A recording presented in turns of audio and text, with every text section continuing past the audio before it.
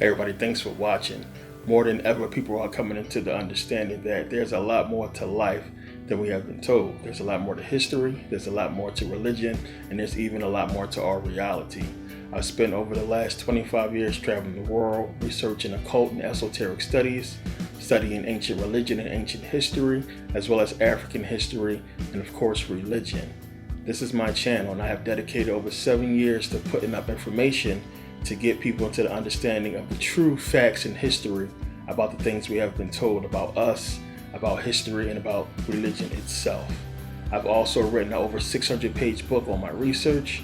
I've also created MerkabahAcademy.com, which brings together like-minded people who are also in the pursuit in answering these questions. So if you're one of those people who have questions, if you're looking for answers, if you want to know more and research more about these things, about esoteric and occult studies, this is my channel, The Real Merkabah. Thanks for watching.